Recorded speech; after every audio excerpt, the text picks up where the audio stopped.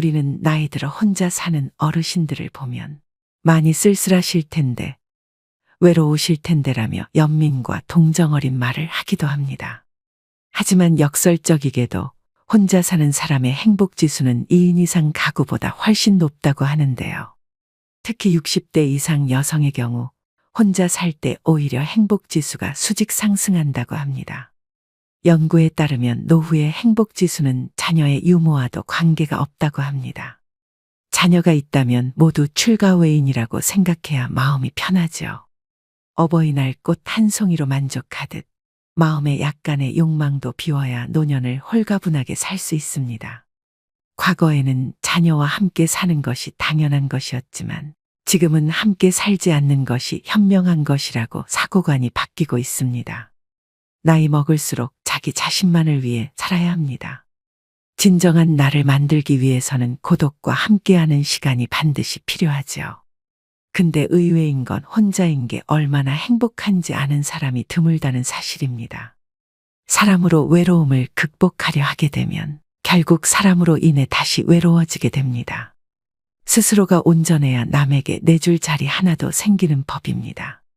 외로우면 결국 남에게 집착하게 되고 괴롭히게 됩니다.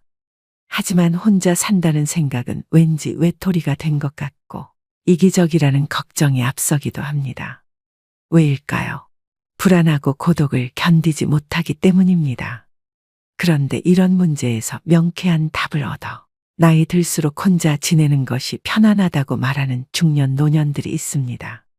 이들은 어떻게 만족도는 높고 고민도는 낮은 혼자서도 행복하게 사는 삶을 얻을 수 있었던 것일까요? 외롭지 않게 행복한 노후를 지내고 싶다면 오늘 영상을 끝까지 시청해 주시길 바랍니다. 오늘의 영상으로 구독자 여러분 모두 마음이 다이아몬드처럼 단단해지시는 계기가 되길 소망합니다. 먼저 혼자서도 잘 지내는 사람들의 특징 첫 번째는 나에게 좋은 사람으로 살면 된다는 원칙으로 살아갑니다. 혼자 잘 지내는 사람은 모두를 만족시려고 애쓰지 않습니다. 적당한 관계라는 원칙으로 마음 편한 사람에게 집중하면 된다는 생각입니다. 그럼 이제 마음 편한 사람에게는 어떻게 대하는 것이 좋을까요? 한마디로 말하면 무조건 잘해주려고 하지 않습니다. 의무감으로 해주는 것과 진심으로 좋아해서 해주는 것은 다르기 때문입니다. 의무감으로 남에게 잘해주는 사람은 피곤합니다. 타인에게 자신의 감정을 들키지 않으려고 말 한마디, 행동 하나에도 주의를 기울이기 때문입니다. 타인은 잘 돌보면서 정작 자신은 돌보지 않는 사람의 마음은 과연 건강할까요? 남에게 무조건 잘해준다고 해서 그것을 모든 사람이 알아주는 것도 아니더군요. 이런 기대가 관계에서 갈등으로 이어지는 경우가 많습니다. 나는 힘이 붙이도록 잘해준다고 했는데 상대는 좋아해주기는커녕 모르거나 오히려 불만인 경우가 있습니다. 억울하고 상대가 밉습니다. 그런데 상대도 같은 마음이라면 어떨까요? 말이 통하지 않고 돌파구는 없는 것처럼 느껴집니다. 그래서 어른들은 사람 마음이 내 마음 같지 않다고 말했었나 싶습니다. 상대가 내 마음 같기를 바라지 않으면 상처도 받지 않습니다. 그냥 상대는 이런 생각이란 걸 인정하면 편해집니다. 이런 마음 상태로 이르기 위한 해법으로 가장 먼저 상대가 부담스러워하지 않는 선에서 해야 합니다. 대가를 바라는 마음이 없어야 합니다. 무리하지 않는다는 것은 내가 좋아서 했기 때문에 상대 반응이 시원치 않더라도 불만이 없습니다. 가장 중요한 것은 나입니다. 나에게 좋은 사람으로 살면 된다는 마음가짐이 받쳐주기에 혼자여도 문제없고 혼자여도 정말 편할 수 있는 것입니다. 두 번째는 도전을 두려워하지 않습니다. 고독을 즐기는 사람들은 나이에 상관없이 의미 있는 도전을 합니다. 자신이 이루고 싶은 꿈, 목표가 있으면 실행에 옮기는 추진력이 있습니다. 자신에게 집중하는 시간이 많기 때문에 자신이 진짜 무엇을 원하는지 잘 알 수 있습니다. 나이가 들수록 나만의 취미생활과 배움의 끈을 절대 놓으시면 안 됩니다. 평균 수명이 길어진 지금 단순히 오래 사는 것을 목적으로 삼기보다는 여생을 얼마나 아름답고 가치 있게 사느냐가 관건인 시대이죠.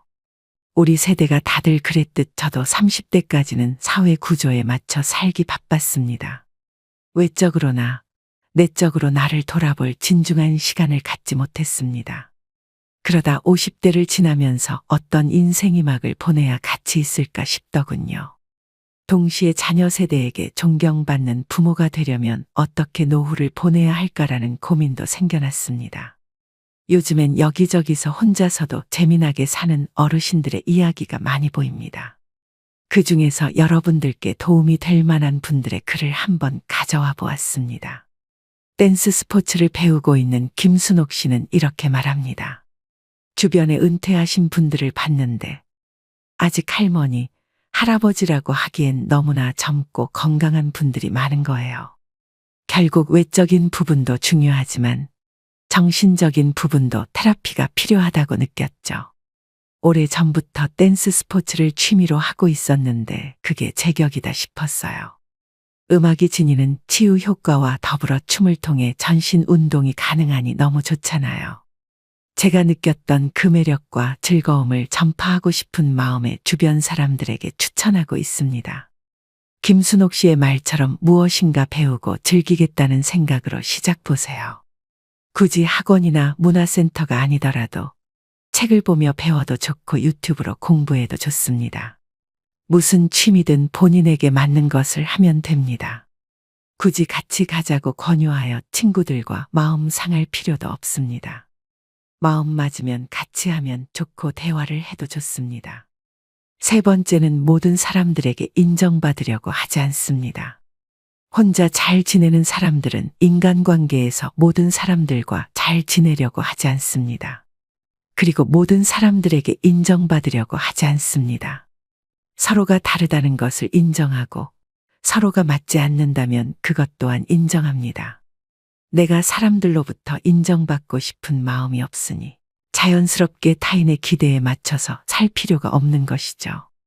사람들은 사람들이 자신을 사랑해 주길 바라고 인정해 주길 바랍니다.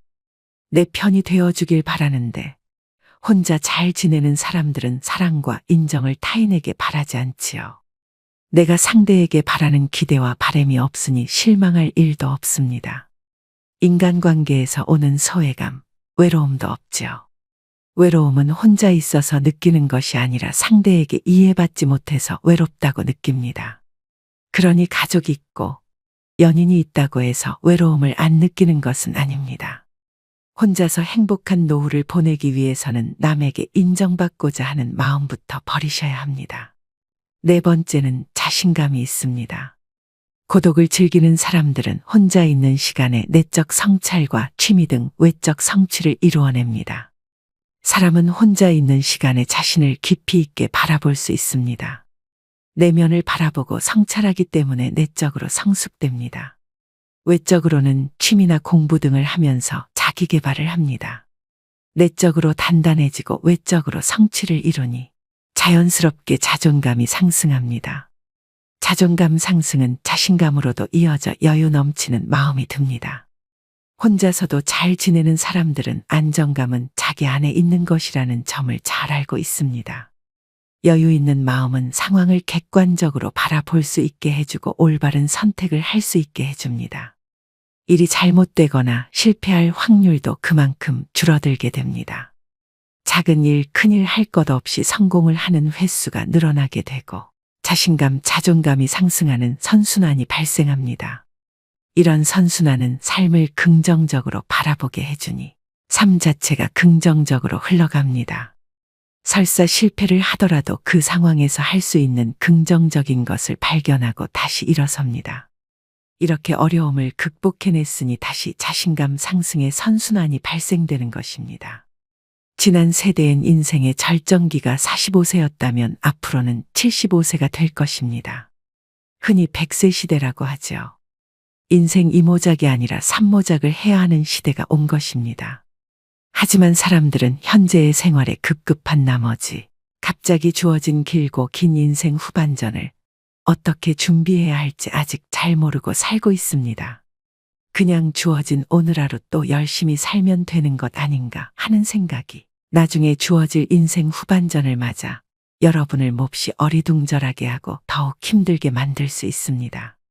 노후가 비참해지지 않으려면 나 자신을 믿고 사소한 것이라도 스스로 할 수 있다는 자신감부터 가지는 것이 제일 중요한 첫 번째 자세입니다. 다섯 번째는 자신의 시간을 관리하는 능력이 뛰어납니다. 언제 일어나서 어떤 시간에 무엇을 할지가 명확합니다. 혼자 잘 지내는 사람은 나이 들수록 하루의 계획을 세우고 계획에 따라 실천합니다. 스스로의 시간을 즐기고 자유롭게 자신의 일정을 잘 관리하고 효율적으로 일을 처리합니다. 자신의 성장을 위해서 운동도 하고 마음도 관리하며 책도 읽습니다. 남는 여가 시간에는 다양한 활동을 즐기면서 새로운 인연을 만들어 나가기도 합니다. 취미 동호회나 다양한 모임에 참여하여 자신의 관심사를 공유하고 새로운 친구를 만들 수 있습니다. 혼자 잘 지낸다고 해서 사람을 기피하는 것이 아닙니다. 때와 장소에 따라서 사람들과 잘 어울립니다. 또한 이를 통해 자신의 자립심을 강화할 수 있으며 자신의 목표를 달성하기 위해 노력합니다. 내가 무엇을 했을 때 행복감을 느끼는지 잘 알고 있습니다. 책 읽기, 요리하기, 운동하기 등 자신만의 관심사를 즐기는 것은 삶의 질을 높이는 중요한 요소입니다. 이를 통해 자신에게 자부심을 가질 수 있고 스트레스를 푸는 효과도 있습니다. 혼자 있는 시간에 목표로 한 것을 차근차근 이루어 갑니다. 보통은 나이가 들어서 무언가를 다시 시작한다는 것에 대한 두려움이 있게 마련입니다. 그러나 고독을 즐기는 사람들은 평소에 꾸준한 내적 성찰로 내면에 힘이 있으니 자기 확신이 있습니다. 이런 내적 힘이 나이에 상관없이 또 두려움 없이 자신이 원하는 것을 포기하지 않고 이루어 갈 수 있게 만드는 원동력인 것입니다. 오늘은 나이 들어서도 혼자 잘 지내는 사람의 특징에 대해 배워보았는데요. 사람들은 살면서 가장 힘든 게 인간관계라고 말합니다. 어떤 분들은 허무하다고도 합니다. 20여 년간 그렇게 친구들 경조사를 챙기고 부르면 나갔건만 나 어려울 땐 코빼기도 보이지 않는 친구로 배신감을 느끼는 사람, 직장을 잃거나 사업이 망해서 외면하는 친구 때문에 차가운 현실을 실감한 사람도 있습니다. 하지만 끊고 싶어도 그동안 쌓인 정 때문에 추억 때문에 끊기도 쉽지 않습니다. 요즘엔 혼자 사는 것이 오히려 편하고 즐겁다고 말씀하시는 분들이 많습니다. 사람으로 인한 실망과 갈등이 적으니 스트레스도 적습니다. 인간관계에 집착하지 않자 더 만족스러운 인간관계가 되었습니다. 오히려 가장 불행한 사람은 혼자 사는 사람이 아니라 마음이 맞지 않는 사람과 같이 사는 사람이죠. 이제는 혼자 사는 노인에 대한 시선도 더 이상 외로움과 쓸쓸함, 인생무상이라는 편견에서 편해 보인다로 이동하고 있는 것 같습니다. 혼자서도 잘 지낸다는 것은 남에게 의지할 필요가 없을 정도로 스스로에 대한 멘탈이 아주 강하다는 증거입니다. 멘탈이 건강한 사람은 당연히 인간관계도 마찬가지로 건강하기 때문입니다. 반면 혼자서도 잘 지내지 못하는 사람들은 타인에게 지나치게 의존하면서 인간관계에 다양한 문제를 일으키는 경우가 많습니다. 사람과 인간관계가 힘들다고 말하지만 사실 외로움이 힘든 인간관계를 자초하는 경우가 적지 않습니다. 외로움을 피하려고 할수록 더 휘둘리고 약해지기 쉽습니다. 주체적이고 독립적인 한 인간으로서 삶의 균형을 이룰 수 있게 혼자만의 시간이 반드시 필요합니다. 말씀드린 5가지를 꼭 실천하셔서 나의 행복을 남에게 의존하지 않는 여러분이 되시길 바랍니다. 마지막으로 자식과 며느리와 같이 살면서 하루가 멀다 하고 온갖 구박을 당해내다 다시 고향으로 내려와 홀로 서기를 시작하신 70대 할머니의 사연을 들려드리겠습니다. 노후에 비참해지지 않기 위해서 오늘의 지혜가 여러분들에게 삶의 걸음이 되었으면 하는 바람입니다. 할머니는 남편과 슬하에 5남매를 두었습니다. 하지만 어부였던 남편은 배를 타고 나갔다가 사고를 당해 뇌사 상태가 되어 식물인간으로 돌아왔습니다. 할머니는 살림만 하시다가 갑자기 가장이 되어 남편 병원비에 어린 5남매를 돌봐야 하는 상황이 되었습니다. 그래서 새벽부터 일어나셔서 수산시장 가서 생선 다듬고 시간 나면 다른 식당 가서 설거지 하시면서 그렇게 죽어라 일에 돈을 벌었습니다. 그런데 장남이 운동을 잘해서 학교 선생님은 그쪽으로 나가기를 바랬는데 집안 형편을 아는 착한 아들은 자기 꿈을 접었습니다. 자식을 못 밀어주는 가슴 아픈 엄마 마음을 알았는지 아들은 이렇게 말해 주었습니다. 엄마 나는 괜찮아. 이런 상황에서 내가 계속 운동을 하겠다고 하는 것도 말도 안 되지. 나는 그냥 빨리 학교 졸업해서 우리 동생들 키우는 게 목표야. 아빠 병원비도 내가 벌어서 낼게. 내가 빨리 어른이 되었으면 좋겠어. 그래야 엄마를 도울 수 있잖아. 할머니는 너무 가슴 아프면서도 한편으론 이런 장남이 너무 든든했습니다. 그렇지만 할머니는 이 말밖에 할 수가 없었습니다. 아들, 엄마가 많이 미안해. 하지만 아들은 오히려 엄마를 이렇게 안심시켰습니다. 사람이 사정이 다 다르잖아. 그러니까 엄마는 나한테 미안해하지 마. 내가 얼른 졸업해서 엄마가 덜 힘들게 해줄게. 동생들도 내가 챙길 거야. 알겠지? 그리고 아들은 실제로 고등학교를 졸업하고 바로 인근에 있는 공장에 취업했습니다. 그리고 번 돈을 어머니에게 다 주었습니다. 그래서 할머니도 약간은 숨을 쉴 수 있었습니다. 할머니는 약속을 지켜주는 아들이 너무 고마웠습니다. 내가 돈을 벌기 시작하면서 우리 집 형편이 많이 나아졌어. 엄마도 이제 잠자는 시간이 늘었습니다. 내가 없었다면 엄마는 동생들을 데리고 길거리에서 살았어야 해. 그래 엄마가 이제 부담이 덜 된다니까 너무 기뻐. 나도 내가 돈을 벌 수 있어서 정말 다행인 것 같아. 할머니는 동생들을 위해 희생하며 돈을 버는 장남을 보며 마음이 아프면서도 참 대견했고 고마웠습니다. 그렇게 힘든 상황에서도 서로에게 기대며 잘 살고 있었는데 어느 날 한 가지 좋은 소식이 들려왔습니다. 엄마, 나 만나는 여자가 생겼어. 아마 조만간에 이 사람이랑 결혼할 것 같아. 우리 동네 근처 도시에 사는 여자인데 내가 일하면서 오며 가며 만나게 됐어. 어리지만 예쁘고 착해서 이런 사람이라면 결혼해도 되겠다 싶더라. 할머니는 든든한 기둥이 되어줬던 고맙고도 미안했던 장남이 이제 결혼을 한다고 하니 죽어도 여한이 없으셨습니다. 곧 장남은 며느리가 될 여자를 집으로 데려왔습니다. 할머니는 젊어 시집살이를 심하게 당하셔서 며느리가 행여나 불편할까 첫 만남부터 며느리를 많이 챙기셨습니다. 그런데 다행히 첫 인사를 하러 온 며느리는 할머니의 음식도 잘 먹고 말도 어찌나 곱게 하는지 아들이 말한 대로 착하고 예쁜 아가씨였습니다. 그런데 이상하게도 며느리는 결혼하고는 태도가 완전히 바뀌었습니다. 예를 들어 남편이 누워있는 평상을 지킬 때 아들이 같이 있으면 살갑게 굴고 일도 잘 돕는데 아들이 자리를 비우면 소파에 누워서 핸드폰 하기 바빴습니다. 하지만 할머니는 며느리에게 아무 말도 하지 않았습니다. 무엇보다 자신을 그렇게 괴롭혔던 시어머니와 똑같은 사람이 되는 게 죽기보다 싫으셨나 봅니다. 뇌사 상태로 오랫동안 병원에 있었던 남편은 기어이 세상을 뜨고 말았습니다. 젊은 시절에 만나 고단한 세상 함께 헤쳐나가면서 힘들지만 단란하게 아이를 낳고 키우던 그 추억을 그리며 얼굴이라도 보고 손이라도 잡을 수 있었건만 그런 할머니의 마음도 몰라주고 남편은 기어이 세상을 뜨고야 말았습니다. 그렇게 할머니는 남편 장례식을 치루었습니다. 그리고 남은 자식들도 이제 다 커서 출가하고 결혼을 했습니다. 그래서 이제는 조용히 혼자 살게 된 할머니였습니다. 그러자 장남은 혼자 사는 엄마가 걱정이 되어 같이 살자는 제안을 해왔습니다. 하지만 할머니는 단번에 거절하셨습니다. 아휴 됐어. 나는 너희 할머니한테 시집살이를 너무 많이 당해서 며느리들 괴롭히는 거는 딱 질색이야. 내가 너희 집에 가면 며느리가 얼마나 괴롭겠어. 그러자 이번엔 며느리가 아들을 통해서 할머니의 집하고 자기들 가진 돈을 합쳐서 같이 살자는 제안을 해왔습니다. 하지만 할머니는 며느리 눈치가 보여 가기가 싫었습니다.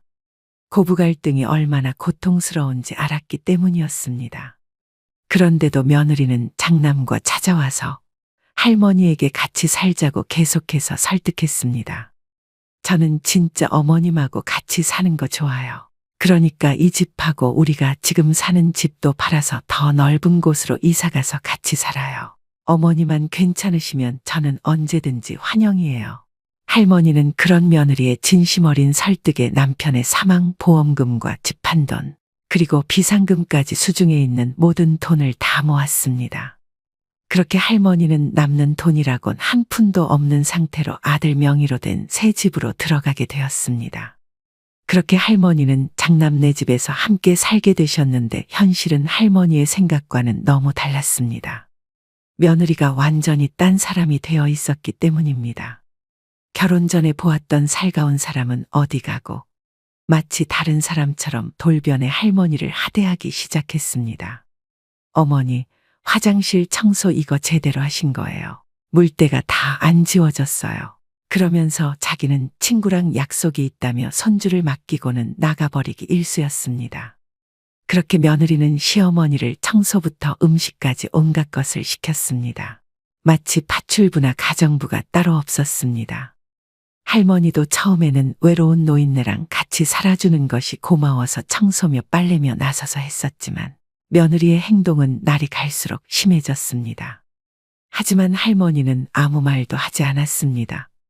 아니, 할 수 없었습니다. 남편의 사망 보험금과 할머니의 재산으로 아들의 부부는 서울에 있는 대단지 고급 아파트로 이사 왔지만 할머니는 막상 그 혜택을 누리지 못했습니다. 그래도 아무 말 하지 않으셨습니다. 할머니가 살면서 가장 힘들 때 힘이 돼주니가 장남이었기 때문입니다. 할머니는 가족을 위해 희생해준 장남에게 평생 미안한 마음뿐이라 차마 며느리에게 싫은 소리를 할 수 없었습니다.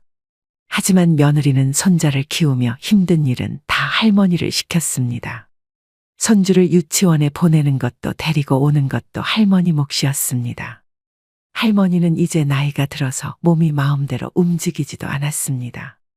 언니, 우리 엄마가 식모예요.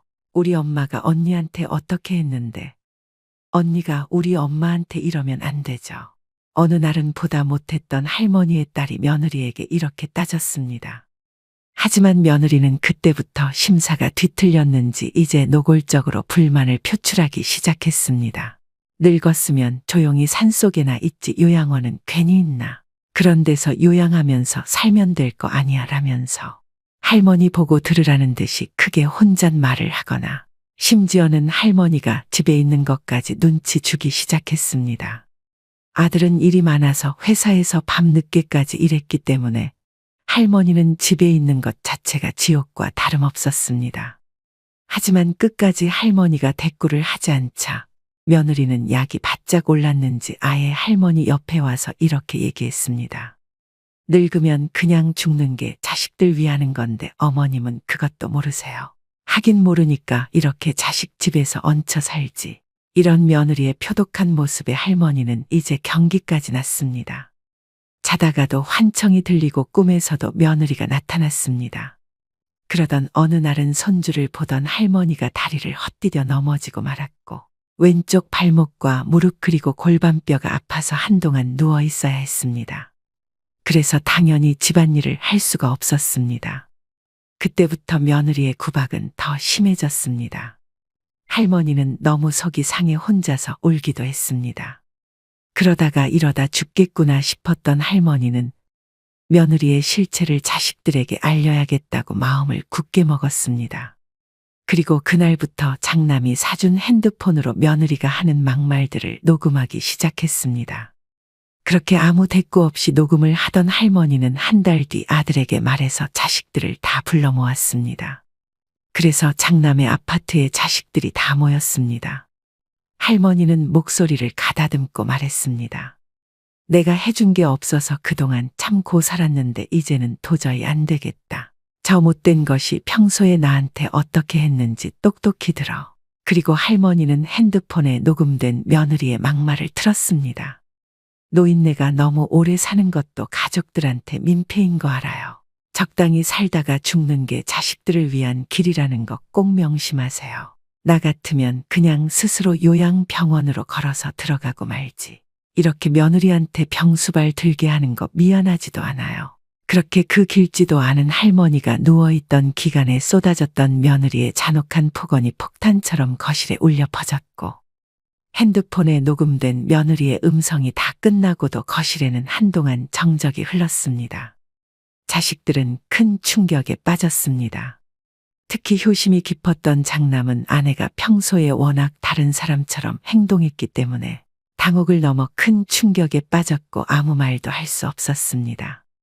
내가 이럴 줄 알았어, 오빠. 당장 저 여자랑 이혼해. 이 집 다시 팔아서 엄마한테 받은 돈도 다 돌려주고. 여자는 여자들이 안다고 진작부터 어렴풋이 눈치를 채고 있었던 딸들이 일제히 난리를 쳤습니다. 엄마 돈 안 돌려주면 자기들이 가만 안 있을 거라고 으름장을 놓았습니다. 며느리는 눈치를 챘는지 이미 친정으로 도망가고 없었습니다. 그래서 딸들이 친정을 찾아가 뒤집어 엎겠다는 걸 할머니가 겨우 말렸습니다. 그도 그럴 것이 평소 딸들이 엄마를 모시고 살아주는 게 고마워서 며느리에게 조금씩 쥐어준 돈만 해도 1,000만 원이 넘었습니다. 그리고 행여 엄마한테 피해가 갈까 며느리 눈치를 많이 보았습니다. 그러니 얼마나 배신감을 느꼈을까요? 장남은 두 얼굴에 와이프와 대판 싸웠고 끝내 이혼 수순을 밟았습니다. 장남이 너무 충격을 받아 이혼 의지가 완고했습니다. 그 후 할머니는 바로 고향으로 돌아왔고 혼자 사는 게 오히려 마음 편해졌다 하십니다. 물론 고향에 내려오니 남편 생각도 나고 공허한 기분이 안 드는 것은 아니지만 그래도 며느리와 함께했던 그 지옥 같은 날들을 생각하면 이렇게 남 눈치 안 보고 마음 편안하게 살 수 있음에 감사함을 느낀다 하십니다. 오늘의 영상 어떠셨나요? 오늘도 노후의 지혜와 함께 해주셔서 감사드립니다. 황금빛으로 무르익어가는 여러분의 지혜로운 인생을 언제나 응원합니다. 이제 완연한 가을입니다. 계절 중 가을을 제일 좋아하시는 분들도 많으실 텐데요. 계절의 중년이라고 하는 가을은 깊고 멋스럽습니다. 하지만 중년의 피부처럼 건조하지요. 30대 중반부터 시작된다는 노화. 가을의 낭만처럼 중년의 숙성된 마음은 좋아하지만 신체적으로 일어나는 변화는 아쉽습니다. 여름 내 싱싱했던 잎사귀가 바싹하게 말라 색이 바래는 것처럼 인생의 중반에 들어서면 촉촉하던 피부는 메마르고 거칠어집니다. 거기다 눈도 뻑뻑해지고 식음료 포장지에 표기된 영양성분이나 가전제품 설명서의 작은 글씨가 읽기 힘들어집니다. 우리가 나이 들면서 느끼는 원인 모를 몸 안팎의 불쾌 증상과 노화 현상은 세포가 건조하기 때문이라고 하는데요. 고혈압과 노안, 피부 트러블, 우울증과 치매 같은 노화 증상과 질병들의 진짜 원인이 무엇이고 세포의 수분 흡수력을 되찾아 노화를 늦추고 질병을 치유할 수 있는 방법들을 알려드리겠습니다. 오늘 소개해드릴 건강서적은 노화는 세포 건조가 원인이다. 지은이 이시아라유미, 옴기니는 유네림, 발행은 전나무숲입니다. 오늘의 영상은 중년 노년들이 꼭 보셔야 되는 내용입니다. 영상을 끝까지 시청하셔서 마른 가지에 물이 오르면 다시 잎이 돋고 꽃이 피듯 중년이 넘어도 젊고 건강한 몸을 유지할 수 있는 황혼의 청춘을 오래도록 만끽하시길 바랍니다. 지금부터 말씀드릴 내용은 일상에서 조금만 신경 쓰시면 지킬 수 있는 소소한 원칙들입니다. 꼭 실천하셔서 건강한 노후를 보내시길 바랍니다. 그럼 지금부터 잠시 책 속으로 들어가 보겠습니다. 고대 그리스의 철학자 아리스토텔레스도 말했듯이 노화란 우리 몸이 차츰 건조해지는 현상이다. 지금 가지에서 딴 싱싱한 사과도 시간이 지날수록 껍질부터 말라 쭈글쭈글해지다가 결국 속까지 상한다. 인간이라고 다를 바가 없다. 촉촉하고 윤기나던 피부는 나이가 들수록 메마르고 거칠어진다. 눈도 뻑뻑해지고 손끝에 물기도 말라 책장을 넘길 때면 손끝에 침을 묻히게 된다. 또 음식을 삼키다 목에 걸려 사례가 걸릴 때도 많다. 이게 다 몸속 세포가 건조해졌다는 증거다. 그뿐만이 아니다. 비만 오면 허리나 무릎이 아파온다. 또 유독 배와 턱에 군살이 붙는다. 기억력도 떨어져서 말하려는 단어가 입안에서만 맴돌 뿐 도무지 떠오르지 않을 때가 많다. 이런 현상들도 내장과 관절뼈 심지어 뇌에 이르기까지의 세포가 건조해서 나타나는 것이다. 실제로 유아기 몸무게의 70%나 차지하던 수분은 나이가 들수록 점점 감소하여 성년기에는 60%, 노년기에는 55%에 지나지 않는다고 한다. 이것만 보더라도 몸이 더 건조해지지 않도록 하는 것이 노화를 늦추는 가장 효과적인 방법이라는 것을 알 수 있다. 이런 노화나 건조 현상은 20대를 넘으면 누구나 겪는다. 흔히 생각하듯 중년기나 노년기에만 해당하는 문제가 아닌 것이다. 생활 환경도 현대인의 몸을 건조하게 만드는 데 한몫한다. 지나친 냉난방 탓에 1년 내내 건조하게 지내다 보니 가습기 없이는 겨울나기가 힘들 정도로 목욕 방식도 달라져서 욕조에 물을 받아 느긋하게 몸을 담그기보다는 후다닥 샤워로 끝낼 때가 많다. 그러다 보니 몸을 충분히 덮이지 못해 냉증이 쉽게 생긴다. 몸이 차면 세포의 건조 상태가 더 악화된다. 이 같은 문제는 식생활에서 더 찾을 수 있다. 아침 식사로 많이 먹는 빵과 우유, 평소에 즐겨 먹는 열대 과일, 습관처럼 마시는 녹차는 모두 우리 몸을 차게 만든다. 이렇듯 자신도 모르게 몸을 차게 만들어서 세포의 건조를 부추기며 사는 모습을 보면 안타까울 뿐이다. 이런 생활 습관을 고쳐 몸이 건조해지는 것을 막으면 내장 기능이 활발해지고 피부도 촉촉해지며 노화도 느리게 진행된다. 주변을 보더라도 나이보다 젊어 보이는 사람들은 한결같이 활발하게 몸을 움직이기 때문에 몸에 늘 온기가 돌고 피부에도 윤기가 있다. 내장이나 뼈 혈관의 세포가 건조해진 겉모습에만 영향을 미치는 것이 아니라 다양한 질병에 걸리기도 한다. 생활습관병이라고 하는 고혈압, 당뇨병, 고지혈증 등은 혈관의 내피세포나 췌장의 베타세포 같은 우리 몸의 세포가 비정상적으로 건조해진 결과 기능이 떨어져서 나타나는 질환들이다. 또한 치매라 불리는 인지증은 뇌세포가 건조에 쪼그라들면서 나타나는 질병이다. 특히 여성은 몸속 건조증을 치료하면 자궁과 난소의 기능이 활발해져 부종이나 심한 체중 증가 부인과 질환, 갱년기 장애 등을 빨리 극복할 수 있다. 세포 보습으로 몸의 건조를 막는 것은 어렵거나 특별하지 않다. 식사와 목욕을 비롯한 평소의 사소한 습관 몇 가지만 바꾸면 지금 내 몸에 일어난 질병과 불쾌한 증상을 완화하고 노화를 늦추어 젊고 건강한 몸과 뇌로 바꿀 수 있다. 당신이 겪고 있을 몸의 건조 증상들, 누구나 나이가 들면 몸이 건조해지는 것들, 피부가 당기고 거칠어져서 자꾸 신경이 쓰이고 손가락 끝도 말라 책장을 넘길 때면 나도 모르게 침을 묻히게 된다. 그런데 건조 증상이 피부와 같은 몸의 겉에만 나타나는 것이 아니다. 음식이 목으로 잘 넘어가지 않아서 사례가 들 때도 많다. 특히 침 분비량이 적은 노인들에게 자주 있는 일인데 심한 경우에는 떡 같은 것이 목에 걸려 숨지는 일까지 일어난다. 몸이 건조해서 나타나는 노화 증상은 이 밖에도 여러 가지가 있다. 몇 가지 예를 들면 다음과 같다. 요즘 들어 뭘 좀 먹기만 하면 소화가 잘 되지 않아 속이 더부룩하고 술 마신 다음 날에는 어김없이 숙취로 고생한다. 눈에 띄게 뱃살이 찌기 시작하고 머리카락이 힘이 없이 푸석푸석하다. 탈모로 머리숱이 부쩍 줄었다. 날씬하던 종아리가 푸석푸석하고 굵어졌다. 이 같은 노화 현상의 원인은 다름 아닌 세포 건조에 있다. 생선을 말리면 수분이 날아가 껍질이 쭈글쭈글해지는데 이것은 우리 피부의 주름이 늘어난 상태에 해당한다. 나무가 시들면 속이 비는 것은 골다공증이 생기는 원리와 같다. 줄기를 자른 꽃은 시간이 지나면 생기를 잃고 바싹 말라 더는 물기를 빨아들이지 못하는데 이것은 지나치게 세포가 메말라 우리 몸이 수분을 흡수할 수 없게 되는 것과 마찬가지다.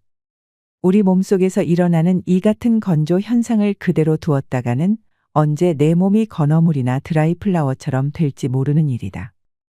혹 여러분도 다음과 같은 몸의 건조 증상에 시달리고 있지는 않는지 체크해 보길 바란다. 평소에 목이 자주 마른다. 비만 오면 몸 여기저기서 불쾌한 증상이 나타난다. 이유 없이 땀을 많이 흘린다. 유독 하체가 뚱뚱하다 등의 증상은 세포가 건조해 노화가 진행됐다는 증거다. 뇌 노화 역시 뇌세포의 건조는 위축이 원인이다. 뇌가 노화되지 않게 하기 위해 뇌세포의 건조를 막는 운동을 하는 것이 좋다. 특히 하체의 근육을 자주 사용하면 뇌로 가는 수분의 공급이 활발해지므로 인지증을 막는 데 도움이 된다. 허리나 무릎의 통증, 다리의 부종, 정력 감퇴 같은 하체와 관련된 이상이 나타날 때는 특히 조심해야 한다. 신기능의 저하는 세포의 건조와 노화로 이어진다. 메마른 세포의 수분을 제대로 흡수하게 하려면 수분과 염분이 균형을 이룬 물을 마셔야 한다. 가정에서 쉽게 만들 수 있는 매실, 간장 같은 항노화 효과가 있는 음료를 이용하면 좋다. 과도한 물 섭취는 수독을 일으킨다. 수분 섭취에 대한 그릇된 상식 때문에 다음과 같은 습관을 가진 사람이 많다. 몸을 촉촉하고 생기 있게 하려고 매일 생수를 2리터 정도 마신다. 상쾌하게 잠을 깨기 위해 아침에 일어나자마자 찬물을 한 잔 마신다. 물이나 녹차를 병에 담아 가지고 다니면서 마신다. 이런 방법으로 수분을 섭취하면 오히려 노화를 재촉하게 된다. 몸의 건조가 노화에 적인 것은 분명하지만 그저 물만 마셔댄다고 해서 물이 세포까지 도달하는 것은 아니다. 바로 이 점을 오해하는 사람이 많다. 우리 몸을 젊고 생기 있게 하는 수분은 세포 속 수분이라는 얘기를 앞에서도 했다. 반면 수독을 일으키는 수분은 세포와 세포 사이나 위장 등 있을 필요가 없는 곳에 있는 수분, 즉 세포액이다. 물기를 머금은 듯 촉촉한 몸을 만들려고 아무리 물을 많이 마셔도 물이 직접 세포 속으로 들어가는 것은 아니다. 오히려 세포 외액만 늘어나 수독증이 생길 수 있다. 그렇게 되면 세포가 메마르고 하체 비만이 되며 노화 증상이 심해진다. 나이가 들어 몸속에 절대적인 수분량이 줄었더라도 세포의 수분이 충분하면 젊고 아름다운 몸을 유지할 수 있다. 염분 섭취를 제한하면 노화가 빨라진다. 염분 섭취에 신경을 쓰는 사람이 많긴 많은 모양이다. 요즘 마트의 식품 진열대를 보면 저염 된장이나 저염 간장, 무염 버터 등을 쉽게 찾을 수 있다. 그뿐만이 아니다. 라면이나 찌개를 먹을 때는 짠 국물은 남기고 젓갈이나 장아찌 반찬은 멀찌감치 밀쳐놓는다. 자반고등어도 저염이란 표시가 없으면 사지 않는다. 저염식에 길들기 위한 노력이 정말 눈물겨울 정도다. 하지만 안타깝게도 피를 맑게 하려고 수분을 많이 섭취하거나 고혈압을 염려해 무조건 싱겁게 먹는다고 해서 반드시 큰 효과를 볼 수 있는 것은 아니다. 예전보다 염분 섭취량이 상당히 줄었어도 고혈압 환자 수는 점점 더 늘고 있는 현실이 이를 말해준다. 또 뇌졸중 환자는 감소 추세에 있지만 뇌혈관에 혈전이 생겨 일어나는 뇌경색 환자는 늘어나고 있다. 게다가 암이나 심근경색, 당뇨병, 류마티즘 등의 질병은 염분을 제한하기 전보다도 오히려 큰 폭으로 증가하고 있다. 이런 현상을 보면 과연 염분을 모든 질병의 주범으로 몰아가도 괜찮은가 하는 의문이 든다. 염분은 원래 몸속에서 수분과 함께 기능한다. 우리 몸에서 나오는 눈물이며 땀, 콧물, 혈액이 모두 짜다는 사실로도 이를 알 수 있다. 미네랄이 몸에서 일정한 균형을 유지하고 염분은 수분과 함께 증가하거나 감소하기 때문에 몸속에서 염분만 줄이는 것은 불가능하다. 동양의학에서는 몸속에 남아있는 과도한 수분이 고혈압의 원인이라고 설명한다. 수분이 많아 묽어진 다량의 혈액을 온몸으로 보내려면 심장은 강한 압력으로 박동을 해야 한다. 그러니 혈관 내 압력이 높아질 수밖에 없는 것이다.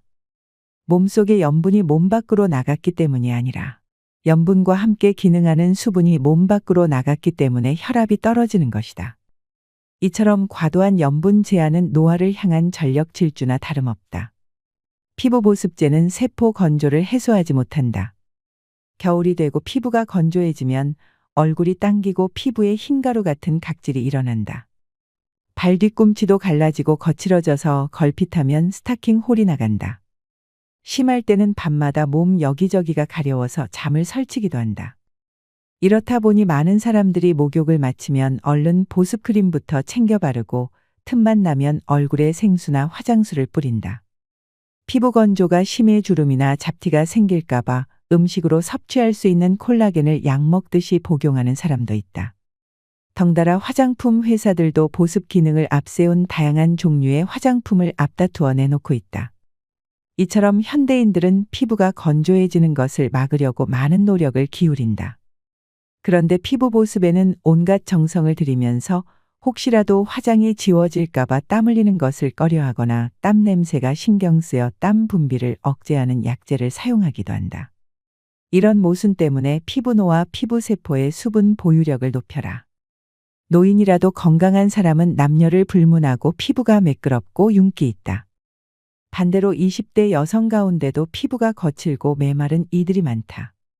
그래서인지 보습에 좋다는 로션이며 크림 등을 2중, 3중 겹쳐 바르고 보기에도 부담스러운 두터운 화장으로 맨 얼굴을 감추는 사람들이 있다. 촉촉한 피부를 위해 나름 애를 썼는데도 그마저 효과가 없다면 어떻게 해야 할까? 느긋하게 욕조물에 몸을 담그거나 사우나에서 기분 좋게 땀을 흘리고 났을 때 모습을 한번 떠올려 보자. 분명히 몸 밖으로 수분이 많이 빠져나갔는데도 웬일인지 피부는 촉촉하고 매끈하다 푸석푸석하던 얼굴은 붓기가 빠져 탄력이 생기고 턱선도 날렵해진다. 이처럼 목욕 등으로 몸이 따뜻해지면 우리 몸에서 수분 조절을 주관하는 신장도 따뜻해진다. 그 결과 신장의 기능이 활성화되어 몸속에 불필요한 수분이 신속하게 배출된다. 이와 같은 피부 본연의 힘이 발휘되도록 한다면 인위적인 보습에 의존하지 않더라도 젊은 피부를 유지할 수 있다. 체온이 올라가면 세포 노화를 막는다. 그 방법에는 워킹으로도 부담 없이 체온을 올릴 수 있다.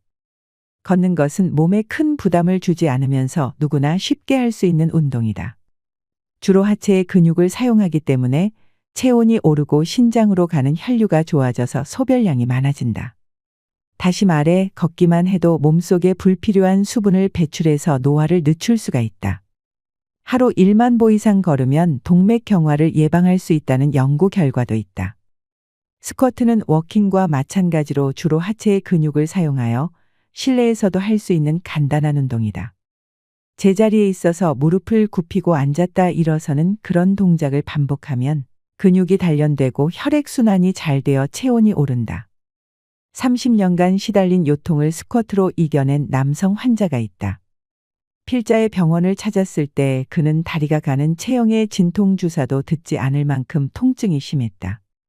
그는 조심스럽게 스쿼트를 시작해 차츰 횟수를 늘려나갔다.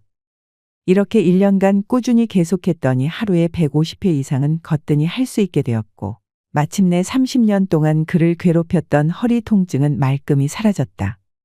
필자가 진찰한 당뇨병 환자들은 대개 상체에 비해 하체가 빈약한 편이었다. 하체가 빈약하면 그만큼 근육에서 소비되는 당분의 양도 감소하기 때문에 당분이 혈액에 그대로 남아 당뇨병이 되기가 쉽다. 따라서 혈당치를 낮춰서 당뇨병을 치료하려면 먼저 하체의 근육을 단련해야 한다. 평소에는 다음과 같은 건강식이법과 생활습관을 적극적으로 실천한다. 톱볶음이나 우엉 간장조림, 미역 된장국 등을 매일 먹는다. 양파의 글루코키닌 성분이 혈당 수치를 낮추고 미역의 풍부한 식이섬유가 혈당 상승을 억제한다. 간장은 몸을 따뜻하게 해서 당분의 연소를 덮는다. 상사 이론에 따르면 하체를 튼튼히 하는 데는 뿌리 채소가 좋은데 그 중에서 특히 마가 효과가 뛰어나다. 또한 평소에 1분에 70에서 80m 정도의 속도로 매일 20분 이상 걷는다. 온종일 컴퓨터 앞에 앉아 일하거나 장시간 운전을 했을 때 근육이 필요해서 오는 요통 또는 척추 변형으로 인한 요통, 변형성 무릎 관절증 같은 만성화된 통증을 가라앉히는 데는 몸을 덮이고 쇠약해진 근력을 단련하는 방법이 효과적이다. 심장과 소장은 우리 몸에서 암이 생기지 않는 부위이다. 비장해도 암이 잘 생기지 않는다. 심장은 혈액을 온몸으로 보내느라 쉴 새 없이 움직이기 때문에 많은 열을 발산한다. 비장은 혈액의 저장소로 혈관이 많아 암자색을 띠며 온도가 높다. 소장은 음식물의 영양분을 소화 흡수하기 위해 지속적으로 연동 운동을 함으로 역시 온도가 높다.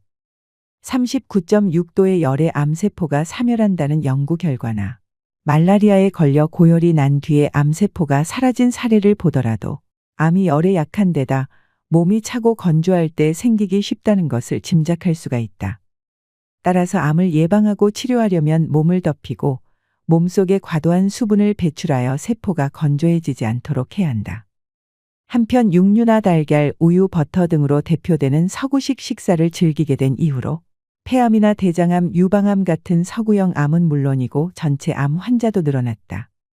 암을 예방하려면 지금부터라도 몸을 따뜻하게 하는 한식을 중심으로 먹고 식사량도 평소 먹던 양의 60에서 70% 정도로 줄여야 한다. 피부 세포의 수분 보유력을 높이는 데는 마토란, 오크라 미역, 생청국장, 말버섯, 굴, 해삼관자, 조림무, 조림가자미의 살을 발라내 국물과 함께 그릇에 담가식히면 생선의 젤라틴 성분이 굳어 묵 같은 상태가 된다. 겉은 미끈거리고 끈적거리는 식품이 좋다. 이들 식품에 들어있는 점액 성분인 루틴이 피부를 촉촉하고 탄력 있게 만들어준다. 이런 식품을 자주 먹으면 세포의 수분 상태가 정상으로 회복되므로 피부의 건조 증상도 차츰 좋아질 것이다. 피부 세포를 촉촉하게 하는 것이야말로 피부를 젊고 생기 있게 만드는 가장 효율적인 방법이다. 지금보다 10살은 더 어려 보이는 세포 보습 생활법은 항노화 음료로 온몸의 건조를 막는 데 있다. 약으로 몸의 건조를 치료하거나 노화를 막을 수는 없다. 노화를 늦추는 가장 신속하고 효과적인 방법은 신기능을 강화하는 것이다. 지금부터 설명하는 건조를 막는 항노화 음료는 신기능을 촉진하여 피부와 내장뼈, 모발 뇌에 이르기까지 온몸이 건조해지지 않도록 막는 효과가 뛰어나다. 이르면 처음 마신 날부터 효과를 느낄 수 있다. 당근 사과 소금 주스는 신기능을 강화하여 세포의 건조를 막는 대표적인 항노화 음료다. 만드는 방법은 당근 2개, 사과 1개를 깨끗이 씻어 껍질째 그대로 믹서기에 갈아 즙을 짜낸다. 사과와 당근의 껍질은 되도록 깎지 않고 그대로 사용한다. 짜낸 즙에 소금을 적당량 넣고 잘 섞어 씹듯이 천천히 마신다. 동양의학의 상사이론에 따르면 인간의 하체는 식물의 뿌리에, 상체는 땅 위로 나와 있는 잎이나 줄기 꽃에 해당한다. 따라서 하체에 있는 신을 강하게 하는 데는 식물의 뿌리가 효과가 있다. 인삼이나 오가피 같이 뿌리를 약용하는 생약은 대개 큰 병으로 몹시 쇠약해진 신체 회복을 돕거나 허약체질 노쇠를 개선하는 데 쓰인다. 식품 중에서는 뿌리 채소가 신기능을 강화하는 데 좋다. 신은 신장과 생식기, 비뇨기를 포함한다. 신기능이 활발해지면 몸에서 불필요한 수분이 빠져나와 몸 상태가 좋아지고 노화 현상이 감소한다. 특히 몸을 따뜻하게 하는 난색을 띠는 당근은 과도한 수분으로 인해 몸이 찬 사람에게 아주 좋다. 과일 중에서 사과는 원산지가 북쪽 지방이고 색도 붉어 몸을 차게 할 염려가 없다. 당근과 사과에 소금을 더하면 앞서 설명한 대로 수분과 염분이 균형을 이루게 되므로 더 효율적인 세포의 수분을 공급할 수 있다. 당근 사과 소금 주스의 효과는 이미 서양의학에서도 검증된 바 있다. 30여 년 전에 필자는 난치병 치료로 유명한 스위스 취리의 베너 병원에서 자연요법을 공부한 적이 있다. 이 병원은 1879년에 개원한 이래 육류와 달걀, 우유 같은 동물성 식품 대신 통밀빵이나 채소 절임식품, 꿀 등의 자연식품과 다양한 물리요법을 이용해 난치성 질환을 치료해 왔는데 특히 아침마다 마시는 당근 사과 주스가 식이요법의 중심 메뉴였다. 당시 원장으로 있던 블러시 박사는 당근 사과 주스에는 우리 몸에 필요한 비타민과 미네랄이 130여 가지나 들어있다고 설명했다. 당근은 채소 중에서 미네랄 함량이 으뜸이고 사과에도 비타민과 미네랄이 풍부하다. 게다가 당근을 사과와 함께 갈아 마시면 당근 특유의 향이 약해져 영양뿐만 아니라 맛도 한결 좋아진다. 병원에서 당근 사과 주스의 효과를 알게 된 필자는 지금까지 날마다 아침 식사 대신 마시고 있다. 맛도 좋지만 평소에 잤던 설사가 멈추고 바쁘게 일하면서도 늘 활기차고 피부도 건강한 걸 보면 당근 사과 주스의 효과를 톡톡히 보고 있는 셈이다. 당근 사과 주스는 미량의 영양소가 풍부하고 비타민과 미네랄이 균형을 이룬 음료지만 사람에 따라서는 마신 후에 속이 메스꺼리거나 몸이 차가워질 수도 있다. 필자는 임상 경험을 통해서 몸속에 불필요한 수분이 고여 세포가 건조할수록 그와 같은 반응이 많이 나타난다는 사실을 알게 되었다. 그래서 몸속에 생긴 무릉덩이가 당근 사과 주스의 흡수를 방해하지 못하도록 소금을 넣어 세포의 수분 흡수력을 높였다. 이런 원리에 따라 만들어진 것이 바로 당근 사과 소금 주스다. 동양의학과 서양의학 어느 쪽의 관점에서 보더라도 신기능을 강화하여 노화를 막는 효과가 뛰어난 음료다. 항노화 식사법으로 배설 능력을 높인다. 몸이 건조해지지 않게 해서 노화를 늦추려면 신으로 가는 혈류를 좋게 해서 배설 능력을 높여야 한다. 그러려면 당근사과, 소금 주스나 생강홍차 같은 음료 외에도 항노화 작용을 하는 식품을 평소에 꾸준히 먹어야 한다. 동양의학에서 자주 쓰는 120가지 처방의 70에서 80%는 생강이 들어간다. 생강은 혈액순환과 이뇨작용을 촉진하며 몸을 따뜻하게 하고 배란 작용을 한다. 생강의 주된 효능은 다음과 같다. 몸을 덮여서 땀을 내고 혈액과 체액의 흐름을 좋게 한다. 소변이 잘 나오게 해서 몸속에 과도한 수분을 배출한다. 오늘의 영상 어떠셨나요? 55세의 김정임님은 이렇게 말합니다. 키 155cm에 63kg이었을 만큼 살이 쪘었고 계단도 오르내리지 못할 만큼 오른쪽 무릎이 많이 아팠어요. 그런데 세포 보습을 실천한 지 일주일 만에 몸이 가벼워지기 시작하더니 2달 만에 5kg이 줄고 반년이 더 지나자 처음보다 무려 10kg이나 줄었어요. 그리고 무릎 통증도 많이 나아졌죠. 이젠 날아다닐 것 같아요. 62세의 최성근 씨는 40 넘어서부터 몸무게가 10kg 가까이 불더니 혈압까지 올라서 170까지 올랐어요. 혈압약을 먹으면 일시적으로는 안정되지만 어쩌다 한 번이라도 걸으면 다시 혈압이 올랐죠. 그런데 어느 날 우연히 알게 된 세포 보습을 실천하면서 혈압이 안정되고 살이 빠지고 두뇌 회전도 빨라졌어요. 이젠 일 열심히 하면서 아주 가뿐하게 살고 있습니다. 나이가 중년을 넘기면 젊은이들의 모습과 내 모습을 비교하며 나의 나이듦을 한탄하는 것은 매우 무의미하고 쓸데없는 행동입니다. 나는 내 나이대에서 가장 아름답고 건강하게 그 모습을 유지하면 됩니다. 노화는 누구에게나 공평하게 다가오는 것이고 그 속에서 차이를 두고 싶다면 이왕 늙어가는 거 아름답게 늙어가기 위한 노력을 하면 됩니다. 모든 것은 내 마음먹기에 달린 것이지요. 일상의 사소한 노력이 건강에 큰 영향을 미칠 수 있습니다. 앞에서 설명한 건강식이법을 꾸준히 실천하면 몸속에 불필요한 수분이 배출되어 건조했던 몸이 촉촉해지고 노화의 속도도 늦춰질 것입니다. 작은 실천들이 모여 건강이라는 큰 보상으로 돌아온다는 것을 새삼 깨닫게 되면서 이제라도 세포 보습을 시작하자는 다짐을 하게 됩니다. 더 유익한 많은 내용을 알고 싶으시다면 책 전문을 읽어보시는 걸 추천드립니다. 오늘의 영상이 구독자 여러분들에게 많은 도움이 되셨길 바랍니다.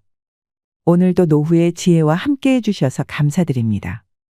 황금빛으로 무르익어가는 여러분의 지혜로운 인생을 언제나 응원합니다.